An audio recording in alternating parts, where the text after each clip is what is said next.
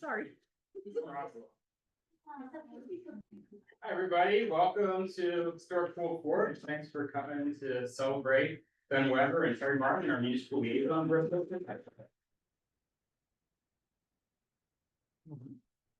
met a few new people, but I'm the project coordinator, Alex Cooper, with Lancaster Clean Water Partners. So I've had the pleasure of working with Ben and Terry over the past year as liaisons.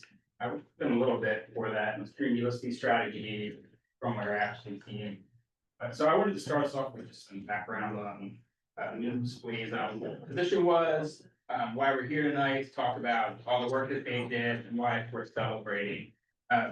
We've had a lot of partners, they wrapped up their work this spring, and we've had a lot of partners really curious about the kind of position it was. It's really unique and new, what their experience was and what they found from working across the county. So this is to celebrate them. It's also just a chance for you guys to hear directly from Ben and Terry. We can share about the information they did and what they were working on, but it's a chance for you to hear from them and space for you to ask questions and learn more about the program. We're also always thinking about next steps about how we can use this position to advance clean water goals. So if you have ideas, we're welcome to. We hope we can have like a discussion too about how we can keep using this position to make our waterways clear. Before I get into municipal stormwater or any of that kind of stuff, I also want to say it's a place for, I'm glad everybody's here eating and networking at Poole Forge. Thank you, Dawn, for hosting us. Is there anything you wanted to add? We had time to go out and see after this all the great work that they've done, but anything you want to talk about with the mansion or? No, but feel free to, let's keep the focus on honoring these two. But if you have questions afterwards about the renovation work that we've done in the mansion or all of the environmental, riparian buffer and creek restoration we've done, feel free to talk to me and we can take a walk afterwards. So, yeah. Thanks, Dawn. I was excited for my first time in the mansion, so this was awesome. Great thing. So I just wanted to give a little bit of background, then pass it off to Ben and Terry to talk about their experience, what it was like. Like I said, it's pretty unique, so I'll let them talk about their approach. And then we can do kind of like a Q&A after that. But this might be a more savvy crowd than most, but I would just ask, does anyone want to guess how many municipalities there are in Lancaster? Commissioner, you can. First time. That's the first time, because usually people guess low, and I've heard they guess low, but yeah, 60. Exactly. And so one of the first things like Ben and Terry talked about when we talked about this position is that they're each different. They each, not just in how it's developed or agricultural they are, but how they operate, the different regulations, rules that affect clean water. So that's where we're celebrating Ben and Terry. They bring a lot of experience to the table, being trusted here for all municipalities across Lancaster. And that's really what the liaison role was. It was somebody like Ben and Terry who can deal with challenges and talk peer one-on-one with municipal staff, township supervisors, public work guys across the board and find out and connect and also invite them to different clean water programs. So there's a few I'll touch on here and then I'll pass it off to them. Again, being invited from someone they trust and they've worked with in the past, like many of you here tonight, I know worked with them as liaisons and Ben and Terry also as the municipal engineer, the township supervisor and the roadmaster as well. So having those decades of experience is really critical to being able to do the kind of work. Some of the why now too for this position was it was phase one of Act 167 that was happening at the same time. And a lot of that's about getting municipalities together so that they can decide what's going to be in the plan, so that it's useful and something they'll use. And they were really effective at being the ones to invite them, participate in public meetings and also a liaison. So they were communicating between municipalities and leads on stormwater initiatives. So also, of course, touch on the MS4 permit, that was a big part of this as well. They worked in agricultural and developed municipalities. But just understanding where they were with their current permit, and also there's a draft permit that was announced. And just so that they were aware of possible changes coming, and the final thing I'll touch on is they advanced our clean water efforts, our stream delisting strategy and our countywide action plan. So it's for like the planning buffers and stormwater control measures and stream restoration kind of stuff. There's a couple ways they did that by interpreting ordinances and stormwater fees so that we could better understand what landowners were priorities for us and where projects would make the biggest impact. And where incentives were for people, and they also would bring those landowners to their municipal meetings so that we could talk to municipalities about them. So, all right, getting into more detail, so I want to just pause and I'll pass it off to them, so they can talk about their experience. So pretty casual. We have, I think Terry has a few slides. Ben, we have something if you want to talk about some of your data. I wrote a couple of things, but any volunteers will go through first, you guys? Terry? There's three or four slides. I think it's relevant to share. You can see here, these are the two, the way we divided them up. And as Ben was sharing with Gary, we got to a point where we worked together because he came from the urbanized areas. And a lot of what you see, I do the blue, although I'm red, just so you know. Chosen different colors. How do you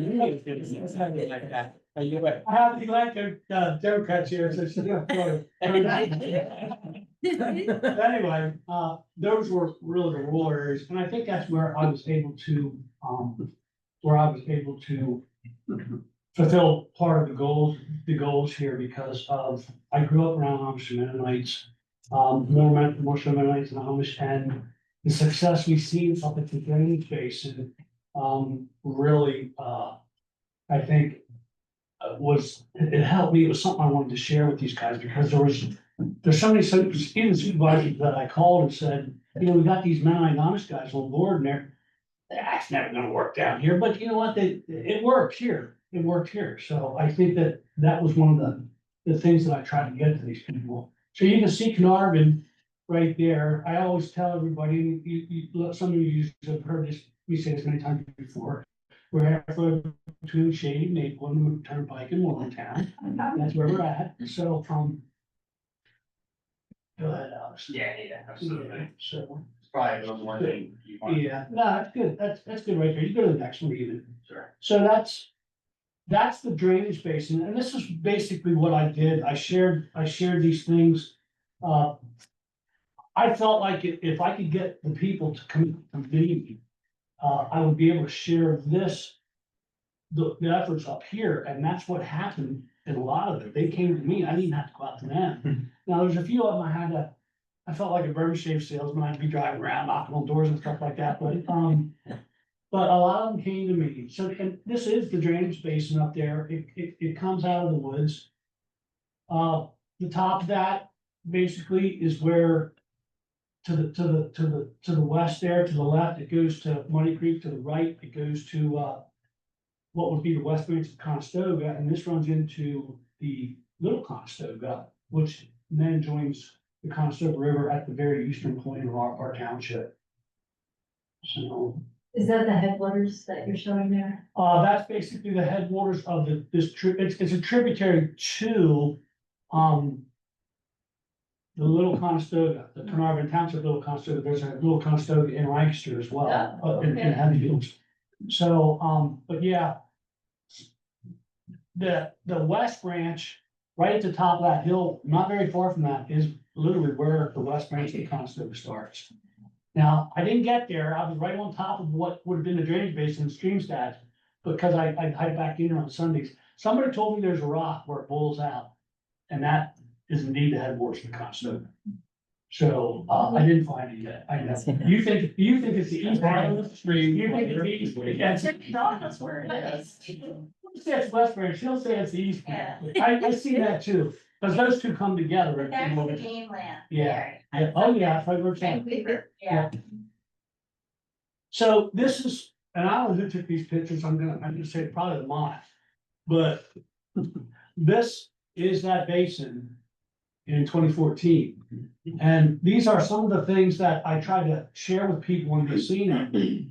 Because a lot of times the ag community doesn't get recognition or doesn't get the support for the efforts, for their efforts. I've said many times, you can see this is the basin 2014. Winter time, there's a lot of green grass there. These guys are getting cover crops in, and then if you go into the next one, Alex.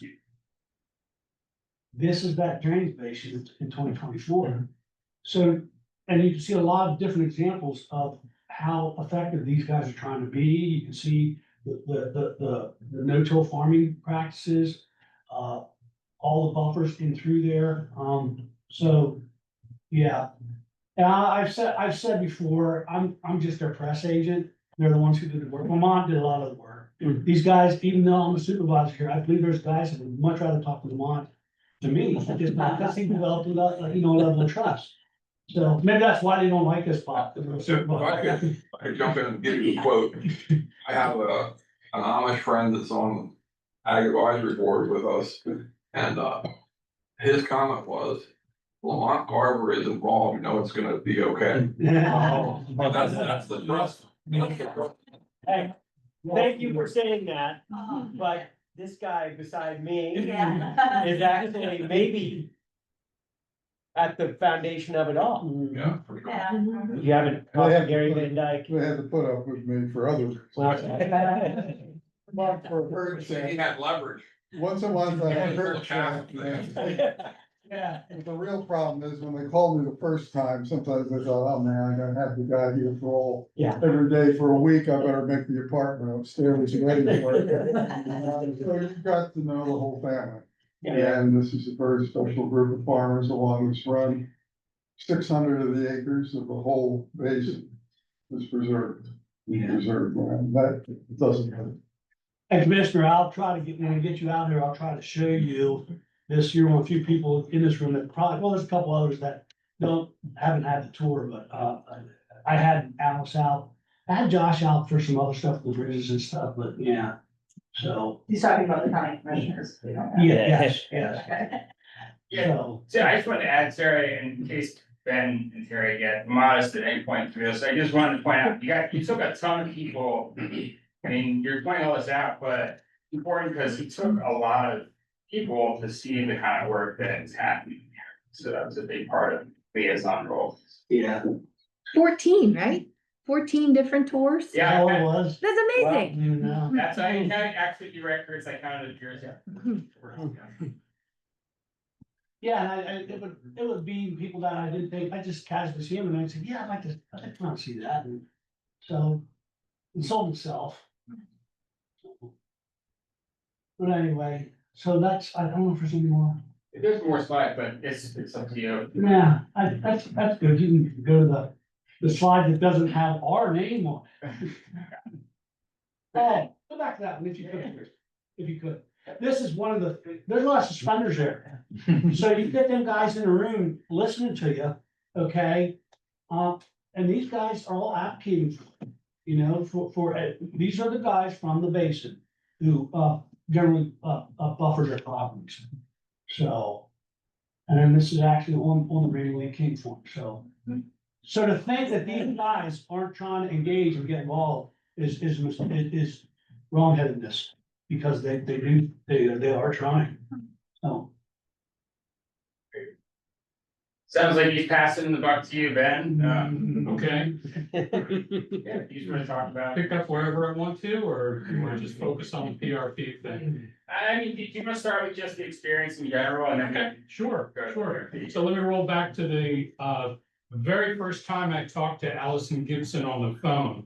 She had just started the Lancaster Clean Water Partners, and I was not making friends at that time. And I called Allison and I said, who are you and what are you doing?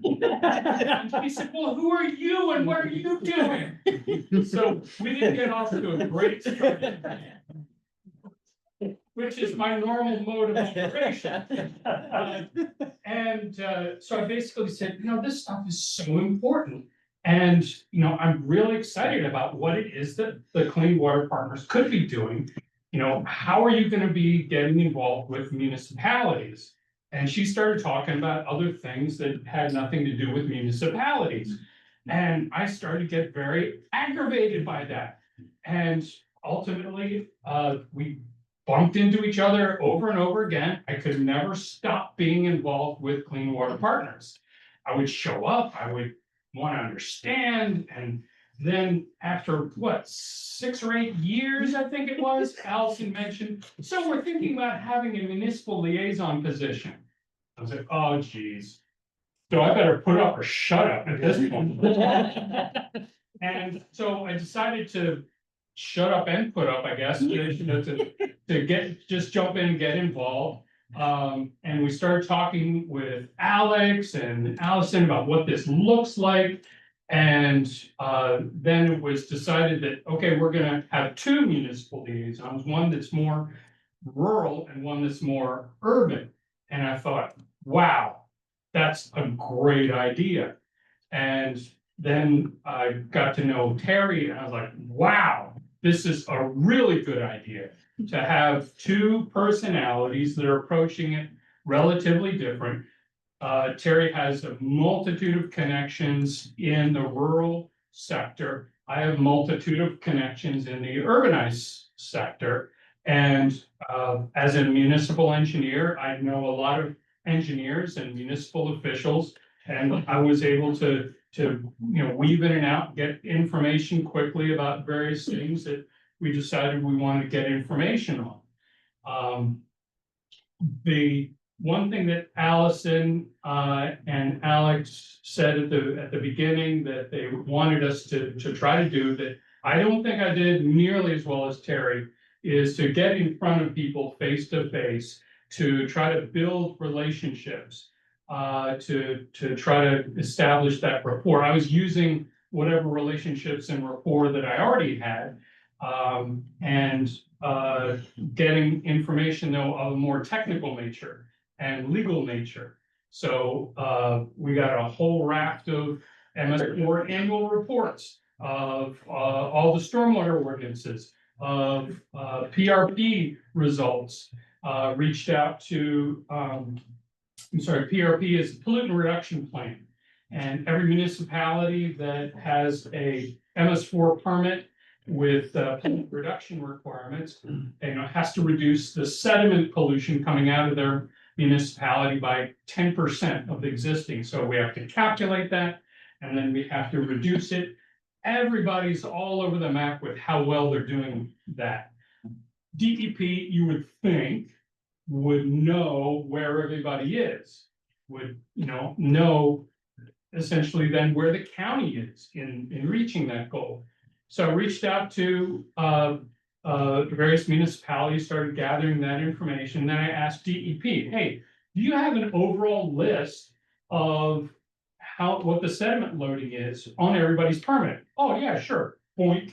They sent me a spreadsheet that had all that information. Whoa, this is great. Now we know how much sediment we're trying to reduce coming out of Lancaster County.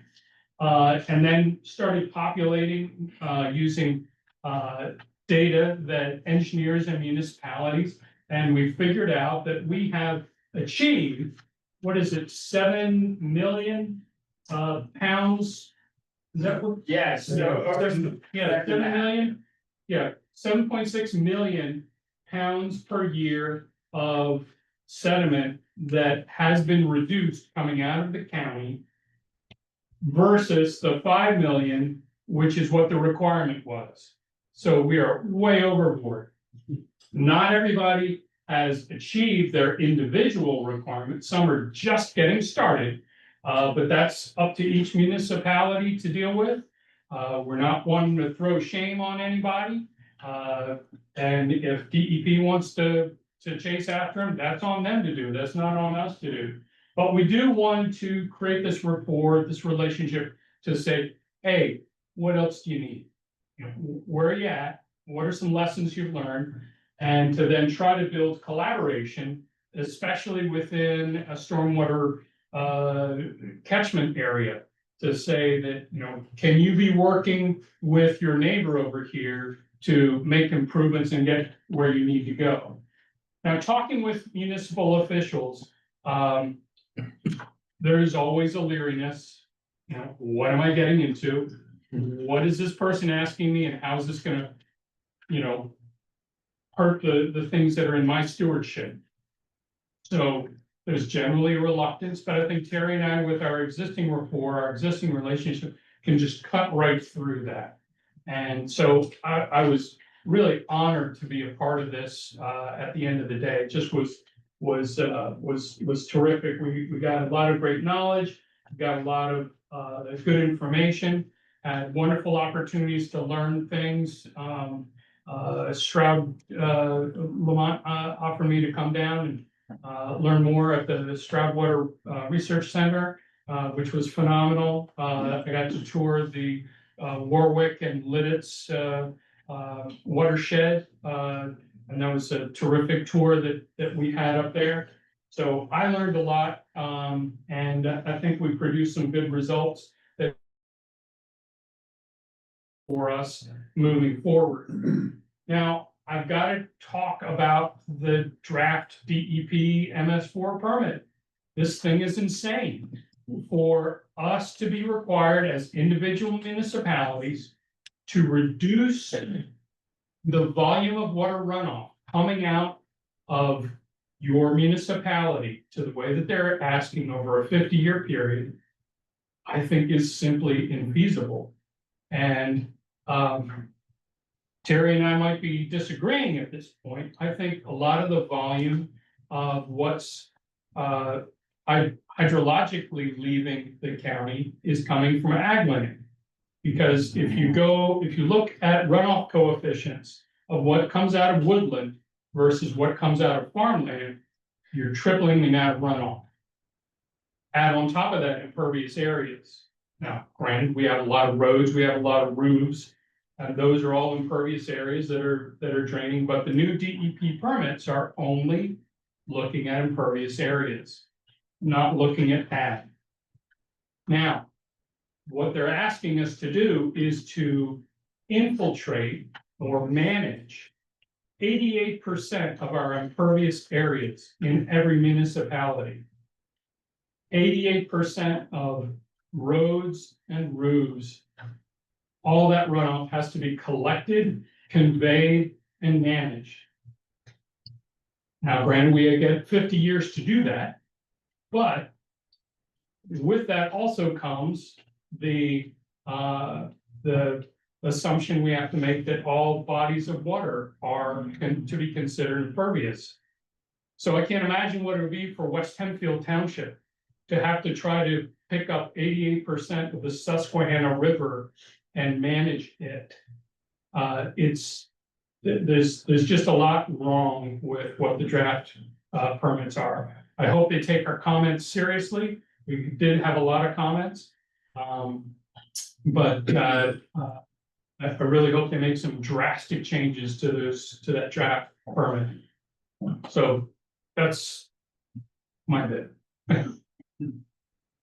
Clarify that water, I don't understand. I'm not- From a talking about a body of water, what's impervious about a body of water? That's what they're It's a body of saying. We water. have to consider That's a every fact. body of water as impervious. Well, DEP has statisticians and accountants, they can figure that out pretty quick. But the onus then comes on the municipality to take the runoff from 88% of the impervious area in its municipality and collect, convey, and manage it. So infiltrate it essentially. Yeah, in karst geology. Well, Yeah. that just sounds like a mistake, the county, the Susquehanna is impervious, water that needs to be managed. That's simple, you just correct that, and then you get on to what methods are most efficient. That means most cost effective in the long run, and what methods, we've been practicing this long enough. We ought to have an idea of what methods are being used, not just in ag, but in urban, that are working the best everybody can contribute without losing. But to your do bank 88% of the city of Lancaster. Or 88% of Park City shopping mall, No, really, you know, where there is currently no stormwater management at Park City. How would you infiltrate 88% of that impervious area? Well, the It's just- Turnpike Commission has a problem because they're putting in an extra lane. So they need to have a plan for water runoff for not just the 2 extra lanes, but the 6 lanes now, which they never ever did back in the good old days. So that's a cost right there that is tough. So I'm gonna bring something, up. I mean, me and Ben may or may not differ on this, and I'm gonna bring up the current stormwater model. And I've been accused many times of getting the two mixed up to the point where I have a copy of the county stormwater model and a copy of our waiver letter that I carry around in my briefcase. And I can say, there, I know what the difference is. But in Carbon Township, there's 7% release rates. So every acre of land that's developed, post-development, okay, we need capture. We can't release more than 30% of that, right? Lancaster City has 100% release rates in a lot of it. They're not even trying. And that, I think, is part of what frustrates me, because you can't say, well, this is a paid parking lot. Wawa down there, they spend gobs of money on an underwater rainwater. They're in a 7% reduction area, complete parking lot, getting oil drips all over it. So now I know, and I don't know where we're gonna land with the stormwater Act 167 that's coming. I'm just gonna be quiet because you guys kind of know how I feel about it. So I think, first and foremost, first off, let me say a couple things. I couldn't do what I've done without the benevolence of the board supervisors supporting Bob Lawford and Terry Harpy. So I would like to thank them. You know, to take a deeper dive into this thing, the most important thing for me right now, I've been involved in a lot of things, is the residents of Cumberland Township. And I kind of think we're getting the short end of the stick by us being one of the only places with 30% release rates in the county. So, no, wait, hold on. In the Conestoga River Basin. I don't know what's in the Calico and some of those other ones. I don't, because I don't have that mapping. That mapping is, in my opinion, vague and ambiguous at best, but I tried to figure it out. So, Ben, if I could go back to something you said and ask a question. You used the word infiltrate later in your, so I'm glad you know that word. That's good, you know, as an engineer who does this kind of stuff. But I think there's a misconception out there about, you said most of the runoff is coming from ag land. No, I think that's because most of the land is ag land. correct. Okay, so if you're going on a percentage basis or you're going on a basis of per square mile and figure that out. I mean, anyone understands that most runoff comes from impervious surfaces. Most of our farms do not have a lot of impervious surfaces. And in fact, pasture land or hay fields are the very best place for water to infiltrate because it doesn't run off right away. The plant material captures it and then it infiltrates into the soil. But if we're looking at what we're trying to achieve, which is to get the runoff back to some point. If that initial point is, what was Pennsylvania, Penn's Woods? Initially, it was forest and meadow. And then ag triples the amount of runoff, add on top of that the impervious. So I don't think we're gonna get back to something I don't think in so the either. streams I don't if think so we don't either. address what's coming off of that. What's your understanding of how much infiltration occurs in a forest compared to, say, a hay field? I'm just using runoff coefficients. Okay, and I'm just saying that 30 to 40% of the rain that hits the forest never makes it to the ground. So we need groundwater infiltration, we need recharge in Yeah. order to be able, that's our lifeline. And if we don't have that, agriculture and everything else goes down the tubes. Okay, so I just think it's a little, I didn't quite understand your statement. I'm just trying to get you to clarify. Yep. They're getting better, Ben. I mean, with the organic matter, no-till, I mean, that holds so much more water. Yeah. So these guys they are getting better at it. Yep, we've all got a lot to learn. Yes. I mean, Lamont was talking with me about the floodplain restoration stuff and the stream restoration that I've been a big fan of, and he said, Ben, the science just isn't there. It's not showing that the water quality is coming out the way that it should. So I get it. We gotta figure this out. We gotta do things better. We gotta learn from science. We gotta learn from, what we're coming up with in ag practices. And figure this out. But I think these DEP regulations are trying to simplify things way too much. Just like they did with point source discharges at the very beginning of MS4, is to ratchet that down on just the sewage treatment plants. And it's so.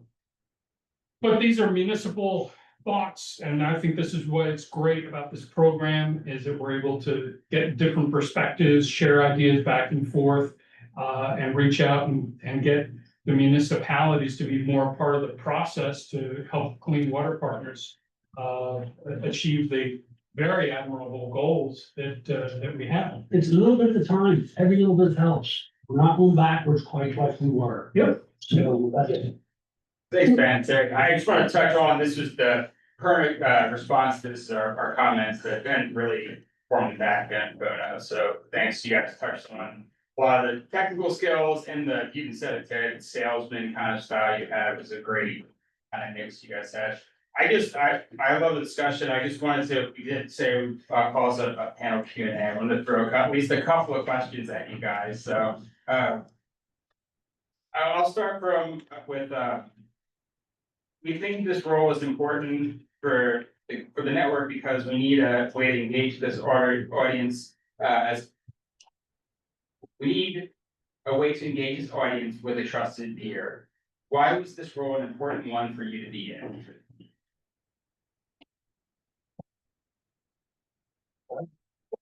Well, it's one that I've clearly been anxious to see happen. There's that. I felt like my knowledge could be used quickly to get information that was needed. And relationships to get that information from others and collaborate, I think was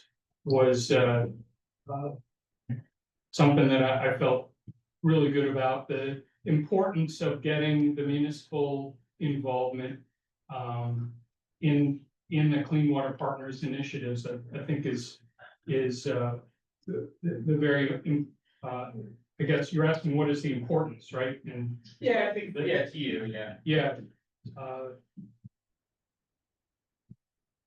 So I think we need to get that municipal community more engaged in some of these things in a collaborative way rather than in simply a regulatory way. Typically, elected officials in urban areas don't want to talk about MS4. They want a consultant to take care of it. Even my own, is this recorded? Even my own board of supervisors really don't want to hear about it. So they just want me to take care of it. It's extra work for them, right? It's extra work. I don't know why. We don't know enough about it. We've got to take a deeper dive into this. I mean, it's complicated. It's so arbitrary in a lot of the aspects of it, the paperwork, Right. the auditing, the inspections. Extra work.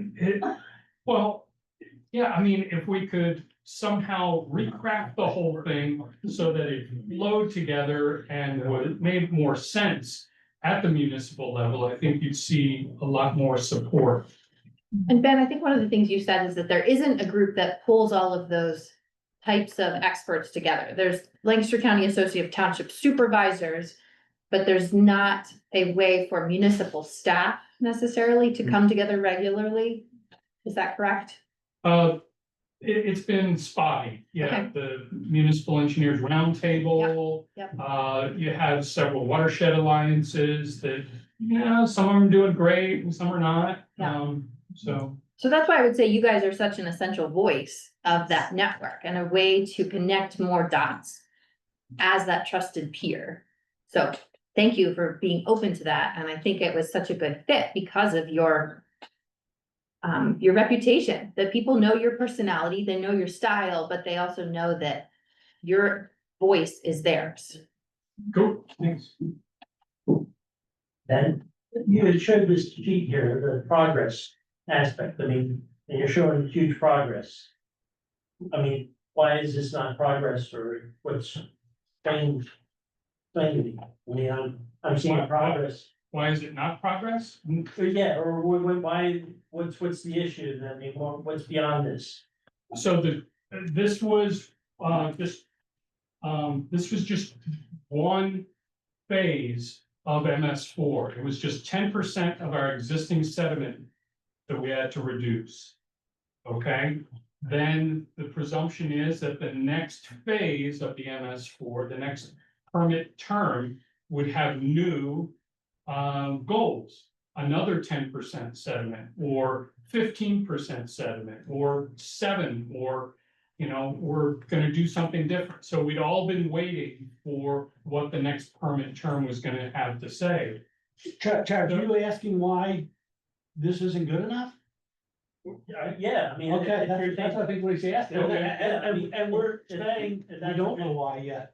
Yeah, it's, Okay, I mean, what's the goal? I mean, what is, what's The the goalpost keep indicator? moving. and enough be? completely, Yeah, when and is enough completely enough? changing. I mean, When's enough? why, after our meeting their goals, Yeah. is DEP completely changing and saying, oh, you don't have to do that anymore? We're not gonna look after floodplain restoration. We're not gonna look after stream bank restoration or buffers. Now you have to infiltrate 88% of your impervious area. So what's It completely changes. what would be the spirit of the law compared to letter that's happening? We don't know yet. There's not a permit out. So he's talking about a draft permit. And that was where their role was so essential to get reactions like we're having here Okay. back to DEP so they can shape the permit to make the most sense possible. So it was essential to have voices like this from Lancaster saying, here's what makes sense here. Here's where we think you can change some of the language. It's just such a drastic change from what those requirements were to what the draft is. We don't know what good enough will be yet. Cause it's, So the permit's not out. She knows when to take the narrative back. I also submitted comments. My comments were from a very different perspective about the need to move from narrative BMPs to more numeric focused, which I know a lot of municipalities say, oh, that's scary, but I think it gives some finality and certainty as opposed to, are we doing good enough? But just so you understand, Travis, the next step in the process is DEP has to respond to all the comments. This is a very public, transparent process. You may or may not like how they respond, but I can send you when the response to comments come out, I can send that to you. I can send you all the comments if you'd like to read them. Do they have a timeline when the final permit's Yeah. gonna Oh, be? yeah. We kind of thought it would be by now, but we don't know. I'm sorry. But the bottom line is we want good waterfall. Right. Is that not the spirit of the whole thing? But Yeah. Yeah. so And so- what Ben found out is a great story for Lancaster County. We did so much, and that's part of what we have to celebrate. The Thank you, celebration. thank you to the municipalities, a thank you to the landowners for Okay. what was done. Yeah, and just also to back on to that, that total achieved is still, you see, there's still projects that are going in the grant, so that's gonna go up. Yeah, quite a bit, so before the end of the. It's also interesting to point out that this is only MS4 townships. Right. You're sitting in a township that's been waived on MS4. We've probably done as much as most. I'm just gonna guess. So none of those figures are in there because we're not an MS4 township. Same thing happened 20 years ago when I sat on the conservation district board. And people sat on their ivory towers and looked at it and they said, oh, you guys aren't doing enough in Lancaster County. You're ruining the bay. Well, all the farmers were doing it on their own dime because it was the right thing to do. We're not counted. The only people who were counted were the ones who accepted grant money. Most of our plains sector doesn't do that. So the numbers were way skewed, and we screamed and yelled from the conservation district board, take another look at this, and they just said, well, we're running this model the way it is, and there's too much modeling and not enough reality in stormwater management, in my opinion. So we're super excited to be able to say that there's now a data dashboard that the district and the Clean Water Partners have put together as part of the CAP program. So to your point, we have to have the municipal data in there as well as the ag data. And now you can see on a map the progress of what's already been done. So shovels in the ground type projects, and then there's a separate one right next to it of the monitored information. So what's the water quality showing us? This is showing what's done, what's monitored, and then there's always gonna be the Bay model. And that's definitely a step in the right direction. Yeah, I think what you all have done is super unique. I have a more statewide, in fact, national perspective, and I think there are a lot of municipalities who wanna comply, but they don't know how, because they don't have people like you. And I think, I don't know, do you have counterparts in other counties? My experience is that your role is pretty unique. I think it is. Yeah, so I think that's reflected there. I gotta share something so everybody's aware. So this is Lori. When I heard that former EPA attorney had a DEP for Beaver Township, it was like, oh my gosh. Started coming to our meetings, but it's kind of nice now because I can ask her questions. So I'm gonna start charging you. So, yes. So anyway, she does have a wealth of knowledge. But it's a different perspective, but it's not incompatible. Yeah. I mean, what I'm trying to say, your role is so important and unique, and you see some really nice numeric results from it that I think you don't see in other places. Yeah, just to your point, Lori, I mean, putting that together, this, and being able to do this, we talked about trying to understand this, and this was a really great example. And Ben said, just having the connections to ask the right people for these, I mean, he got this information from multiple engineering firms that work for multiple municipalities, so, yeah, that just takes the expertise, and it is great to have the American example like this. I think it's really awesome. And I think to reiterate Bob's point, the work that we spent almost all our ARPA money on a stream or on a catchment, okay? County gave us $150,000 of that money in that catchment. This is not, development, which a lot of you people know. You have the hundreds of thousands of dollars we spent out here in stream bank restorations. All these things that we're doing, I was just hoping with the new permit that we'd be able to sell some of that work, and get credit for it, but on. One of the people I had out here was Mike Tesson from Denver Borough, they're built out to meet these goals. It's like, why can't we come to you and do projects in your community or other communities and share those goals? and I think because the draft permit had that door open, Mhm. that you get incentives for collaborating. The fact that you guys emphasized it, that you brought that That's voice good. to say, Mhm. we wanna work with our neighbors. So that I think drives it home, Mhm. hopefully whenever the final one comes out, Well, that'll still be there. So I wanna make sure I ask this question before I guess like you guys off the book, so, what would you do as a top priority for the rest of 2025 if you serve as municipal liaison? I was telling Ben, and I think I've already shared with you, so I'm out there beating the bushes and doing all these things, and it just ended real quick. And I'd have guys that continue to call me, and I'd say, hey, I'll help you wherever I can, but you should probably reach out to Alex or whoever. So, just the continuity of the efforts that we had, I think that will be one of the things that, you don't do something like this and then just want to walk away from it. So. Sure, and Clary has, relayed that to me before too, this is part of the reason we have the celebration, is so we can keep talking about how to continue this work. So will there be successors to them, or has their term ended?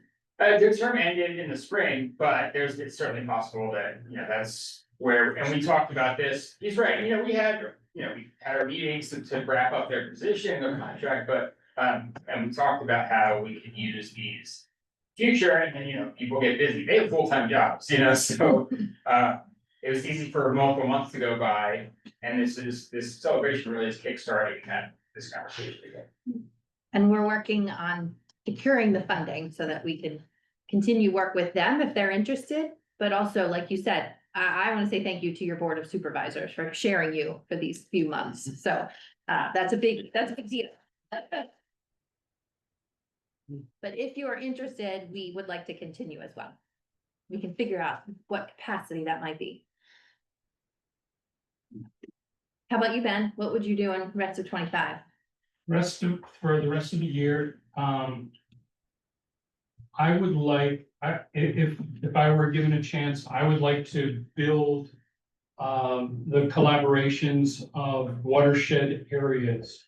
So taking some of the watershed alliances and trying to reinvigorate them with municipal backing, or to work with municipalities in creating new watershed alliances, even if it's unofficial, but to just collaborate, to share information. You'd think that the city of Lancaster and Lancaster Township would be just, you know, bosom buddies. But that all ended in 1742. The borough was formed in Lancaster Township.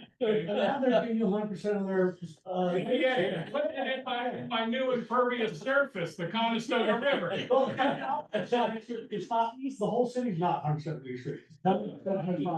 I'm just interacting, but to try to bridge those gaps and figure out ways that we can share information, I think will help us no matter which way the draft permit goes. Because if the draft permit keeps going down the volume management plan, that will help us to, if we built those common understandings, built those relationships, we can work together better.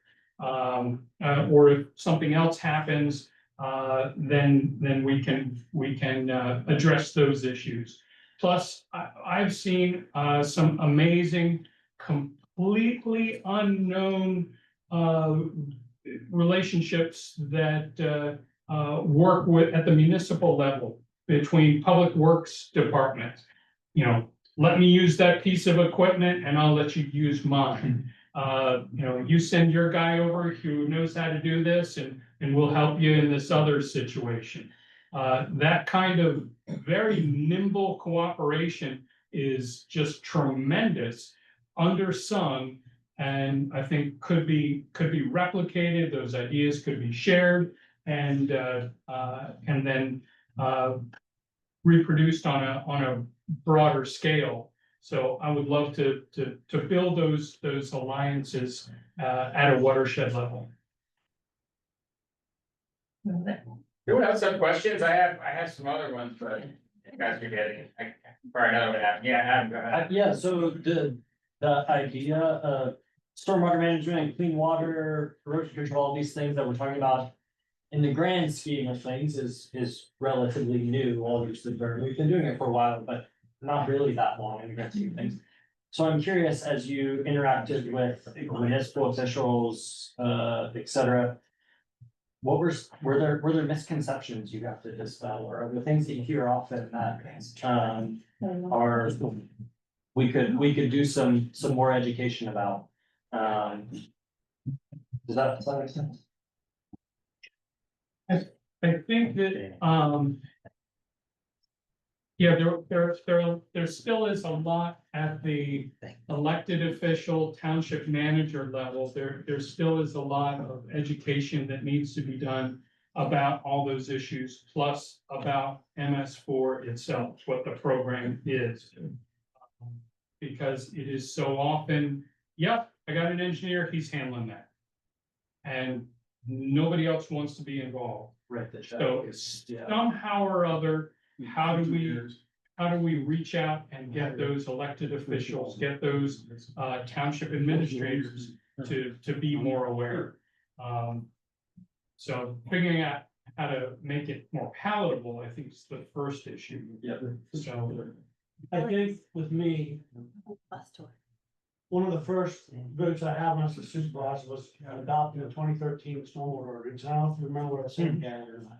It was, you know what, I'd like to vote no to this, but I'm not gonna because I'll dump the other, chuck the other two supervisors on the bus. But when you're out here and you see, especially when we first public works, you wanna know where your water problems are. Ask your roadmasters or your public works guy. They see it. They're the ones out there at 1 a.m. because the road flooded or Saturdays or Sundays or whatever, or the road, even the road crew. So by seeing, I'm not gonna tell a story about looking in the bottom of the creek, but when you look at the bottom of the creek now, you can see the bottom of the creek. You couldn't do that 20 years ago, 30 years ago. So and that's just me being a layman, common sense guy looking in the creek. So it's just, you see those improvements. So that's what I would take to these guys. Look, there are positives in this and it does work. Look what we've done. Yes. Yeah, understood. That's good. But you're saying there's positives, but how do you make that? How do you know? I mean, how can you say that there's? I just tell them if they believe it, they believe it, if they don't, they don't. That's pretty much it. Yeah. Not on the next. Yeah, yeah. I mean, we all fight it. We all want to figure out, all the roadmasters. I mean, we have a lot of responsibility, you know, and we want to keep our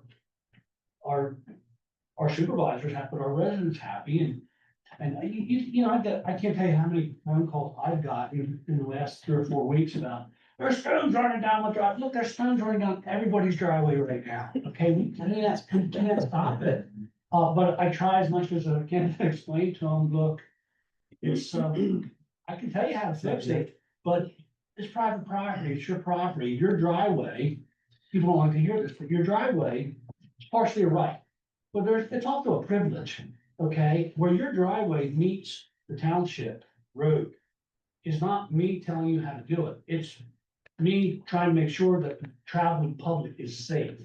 Okay, and that's what, but, so you can put a berm or swale or something at your driveway and you can rectify those issues, but it's, the township can't, there's over 1,000 cars, I can't fix 1,000 driveways. I got, in this township, we got like 500 signs, 250 cross pipes. There's, and that's just, there's 9 bridges with spans over 20 feet. I mean, there's a lot of infrastructure out there in little old Carnarvon that we gotta take care of. People don't see that. They just see the stones running down the driveway. So, Thanks. I want to make sure, be careful of everyone's time. So we're at the time we said we would end this. And I want to make sure also we get to, you just brought your tour that you would give people, Terry. One of the reason, like, Poole Forge was one of the places I wanted to have this was when Terry brought me out here to show me Hammertown and kind of where he was taking municipal staff on. This is one of the places he stopped to show people. So we do have the opportunity to, when we're done here, check out all the work that they've done. And maybe Terry, maybe you want to talk more about, go on and talk about it, but I know that the township and you've done a lot of work here too. Just before we wrap up, there's a few things you guys touched on just for this fall. Of course, we'll have some ideas for next steps for the liaisons, and then we have our MS Forum in October. There's also our Poole Partners meeting and a few other events. They're all listed on a stand up there. There's also, you mentioned elected officials, and there's a bus tour. You just schedule, it's similar to the roundtable you were talking to, it's the local government advisory committee. They'll have a tour, so that's a chance to showcase these kinds of projects coming up this fall. Yeah, anything else, Allison? No, just a huge thank you to being Yeah. open to this and being really community.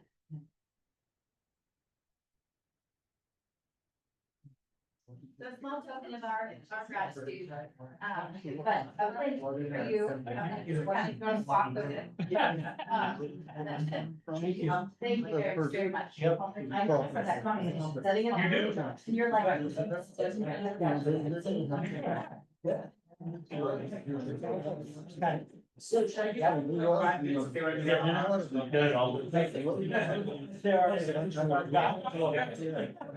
Check out, what's up, first, we'll meet out right here in 5 minutes. Right, and then you There's go more to snacks and look drinks. at the logic. Right. One. Two nights. That's